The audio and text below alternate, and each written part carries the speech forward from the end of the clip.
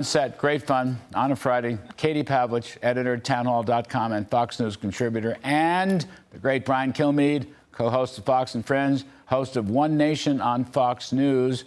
Wait a second, what about the radio show? Oh, got radio show 9 to noon every day. Thank you. I apologize. 6 hours of Brian. They don't every day. They don't put it in. You know, you got to get the radio show in because it's an excellent radio show. Thank you. Kids, thank you for coming on set. Katie, you can start where you want to start, but I mean, this thing with the abortion and talking about women being damaged and injured by spouses, brothers, in-laws, and stuff like that. I just found that incredibly offensive and off-key and utterly irrelevant to the conversation. And I was thinking, a friend of mine upstairs, we were talking, one of the hosts, you know, if a foreign leader saw that, I mean, it's like a national security risk because the guy's literally off his mind, out of his mind. What do you think about that? When I saw him say those things last night, I knew that it was over and that this debate had been a complete disaster and that he was not going to recover. He made absolutely no sense. And President Trump, in his performance, was able to get Joe Biden to admit directly or indirectly a number of things that help the case for the Republican Party and for Donald Trump's candidacy. Joe Biden admitted that inflation was not a problem under Donald Trump. He admitted that terrorists have come over the border. He admitted through his convoluted argument that he made strangely that women are being murdered as a result of open border policies and people coming over the southern border. So those things were in his favor. But broadly speaking, your point on the national security angle, when I was looking at him last night compared to Donald Trump talking about issues like the war in Israel and Ukraine, you're looking at two different people and who can handle something like that. People are scared of what is happening in the world. And you had a vision of a commander-in-chief, and almost in an empathetic way, with Trump sitting there and listening to what Joe Biden was saying and not making any sense, standing up and talking about his record on foreign policy, while Joe Biden can't get through a sentence. And it's not just allies, of course, who are watching this and embarrassed, but it's people who are adversaries, it's terrorist organizations. At the same time, the FBI is saying the lights are blinking red, and you have a commander-in-chief right now who can't even get up for 90 minutes and have a coherent conversation about very serious issues facing the country. That is a terrifying thing for a number of people. Look, Brian, I think Katie's spot on. I mean, think it's one way to look at it. Which one was the commander-in-chief? It's like, you know, my saintly wife, Judy, always says she's an artist. She likes to turn the sound off and just look at the picture. So that's tell a very interesting story. If you did that last night, even with all the gaffes and so forth from Biden, which one was the president? Well, the president was Trump. Which one was the commander-in-chief? Well, the commander-in-chief was Donald Trump. Turn the sound off and just look at the two guys, and you'll see day and night. I mean, they said that originally, but they said it with Nixon. If you listened on the radio, Nixon-Kennedy, Nixon won. Right. If you looked at it on television, it was clear that Kennedy won. And if you watch it, you see how composed he was, yet Nixon knew the issues. When you asked to come on with you, Larry, today, with Katie, I'm thinking we're going to talk about who won the debate. I can't get to who won the debate. I have to get to what Joe Biden was getting at. And the craziest thing I've ever seen, the most unforced error, was getting a question on abortion, which he lives for and the Democratic Party's been living off of, and then segueing it to the murder of a young lady at the border that he opened up. It's crazy. I mean, it shows you how unhinged. And if I'm Trump, I'm thinking to myself, okay, I'm ready to rebut that. Well, what am I rebutting? Do I expand on immigration? Do I go back to abortion rights to the states? So when I went to bed last night, the most fascinating thing to me at about 11:35 was switching to other channels and seeing how they were throwing him under the bus, saying the things that we've been saying for a year and a half, 3.5 years. And all of a sudden they're going, yeah, he's old, man. He is robotic. He didn't know what to say. He was confused. I didn't know what he meant. As if they didn't know already. Oh, yeah, that was it. And then breaking news. And then MSNBC, this is breaking news. Yeah, as if they didn't know this already. The guy's a little long in the tooth. But you know what's changed?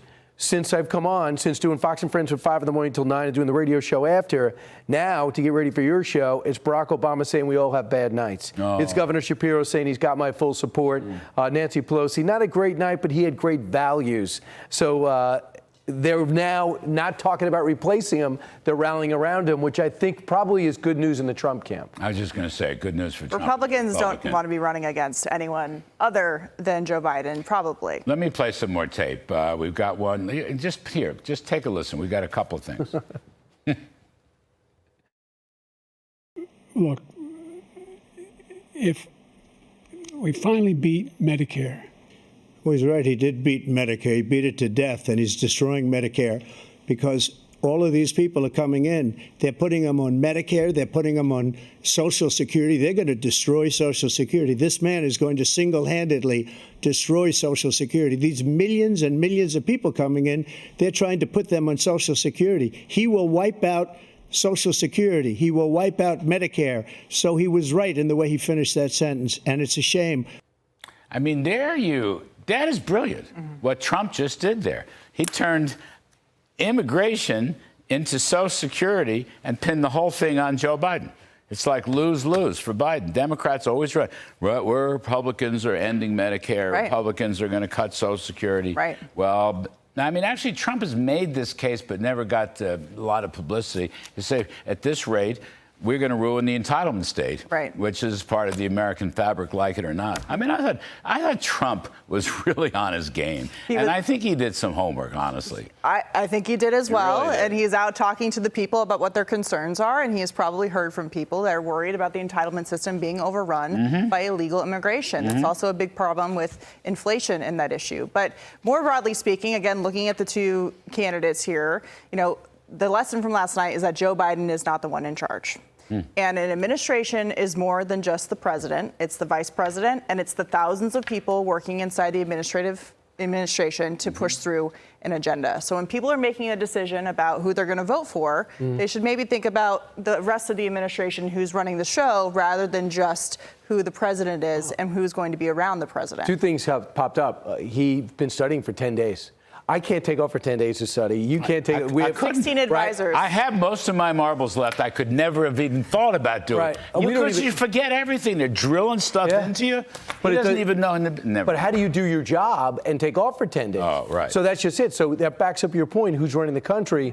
So when he does come out, it should be instinctive, your position on positions. Like, this is my policy. This is the pushback.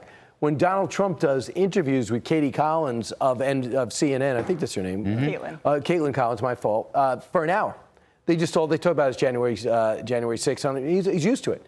And then he sits down with, when he sits down with 60 Minutes, he's used to people not liking him, going at him. So when he's in this position, he's getting yelled at or getting pushed back. Joe Biden really was discombobulated. But also his new rhetoric is this: I'm not as young as I used to be. I used to be a better debater, but I still have the policies right, and I'm going to get it right from here. So I don't know if that's going to fly, but all I can tell you. What was the great movie, I Used to Be a Contender? There's also the great story. It was a boxing movie. It was about the middleweight boxer. I think it was Rocky Graziano, was it? I think it was the same time period, but I don't think it was him. But anyway, I'm sorry. There's also the great story of the emperor having no clothes, and that is exactly what Biden proved last night. Can we do just a minute, last minute? Everyone's yelling at me. Beeps. Can I get some beeps? You've interviewed all the beeps. I've interviewed all the beeps. Beep candidate. What are you thinking here? What's your gut tell you? You're Larry Kudlow. They should not be yelling at you. You should be afraid of you, Larry. You get control of your staff. I interviewed. It's unbelievable. What I would think, I think that the president has brought up Tim Scott again this week. Just when they want to shorten the list and leave him out, the president likes him so much. I think Governor Burgum's, I think, is the odds-on favorite. I'm going to North Dakota Sunday. I'm going to do the shows from there on Monday and spend a day with him on Sunday. He's very popular. He looks just like George Washington. Yeah, I heard. Very popular. I was listening. You know how I feel about this, Larry? The governor of North Dakota looks like George Washington, and he has a shoe-in now. I mean, why not? And I he guess looks very presidential. He does look presidential. Marco Rubio finally showed up, so he was at a big event last night. He was there. He's a really good fighter in adversarial situations. He speaks Spanish. He speaks Spanish. He's Cuban. They said that'll help deliver Pennsylvania. What do you think, Katie? Quickly, what do you think? Just your gut. You've seen it all. You know it all. What do you think? I don't know. Yeah. Trump is good at keeping people guessing. He has all of us guessing. The boss says he's made up his mind. I'm not so sure he's made up his mind. That's what he said. But he also... You can make it up and also change your mind. Very good I think is what's happening. And also, he has held to the point. He won't say until the convention. So he's got several weeks left. Yeah, exactly. Not that much, but 2 weeks left. And the day I'm worried about is July 11th, because you're going to have the judge who doesn't like him, who's going to have the sentencing. Well, he's the only one that could stop it. It looks like a role to his convention back to the Democratic convention. They would never have thrown George Washington into jail. Never. Not even in New York. Katie Pavlich and Brian Kilmeade. Please don't miss One Nation with Brian Kilmeade, Saturdays, 9 p.m. Eastern on Fox News. Thanks to both of you. Appreciate it.